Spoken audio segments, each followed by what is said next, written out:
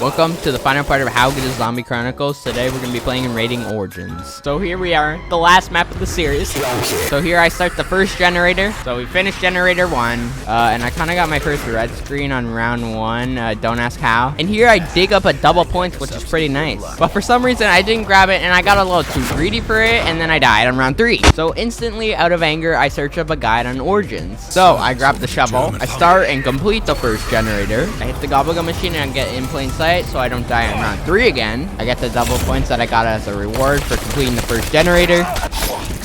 I buy the Shiva, I get the first shield part, and there's not really any point of me showing you this entire game because I ended up dying on round 8 anyways.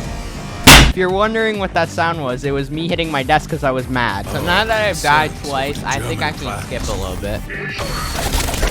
Here I get the disc for the ice staff. I hesitate a little bit, but I buy the KRM because I need a gun. Start and complete the second generator. I get my first part of the ice staff. I open up this door. I get the second part of the shield. I open the door to no man's land. And I get the last part of the shield. I start and complete the 5th generator. And what's funny about this is I haven't even done the 3rd generator for some reason. I buy the MP40 because the KRM isn't doing anything anymore. I build the shield, and I'm pretty sure this is the first and only map that actually has a shield in Chronicles. I start and complete the 4th generator. I buy Juggernog, I grab the disc, and I get my first Panzer, which is just lovely. So then I have a zombie blood on, and then the Panzer starts acting like an NPC.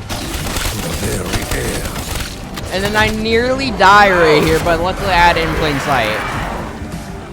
I actually had to use in plain sight again, because if I didn't, I probably would have died, but I ended up killing the Panzers, so I'm good. So I start and complete the 6th generator. I complete the 3rd generator. I open up this area and just clip through the back rooms, I guess. I buy the M1927 and then immediately pack-a-punch it because it gets 100 shots in this clip when it's pack-a-punch, which is kind of insane. It starts snowing again, so I actually managed to get the second part of the ice staff. I buy stamina up on round 11, and finally on round 13 I get the last part of the ice staff. So I place the record player so I can go to that crazy place. I get the crystal, and then I build the ice staff and I get it. And this is actually my first time having a staff in my hands. But on round 16 I end up going down because I don't know how bad the ice staff is without its upgrade. Luckily, I managed to get back to Juggernog and I buy it. I get a new shield. I do this very confusing step that I would not have been able to do without a dive. And then you gotta see this tight situation that I got myself in.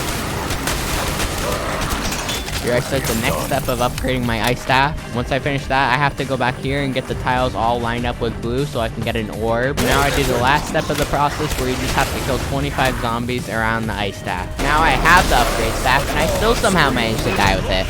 Now basically in a nutshell, now that I have the upgraded ice staff, I'm basically unkillable when I sit in this corner. But I mean, look at this guy. He's dying in slow motion. The strategy took me to round 30 until I eventually ran out of ammo, sadly, with my ice staff. But then I got an alchemical antithesis, so I was able to do the strategy again. What's funny about this is I still managed to die somehow, which well, that was the series and that was Origins. I have to give this map a 10 out of 10. It was such a blast learning how to play this map.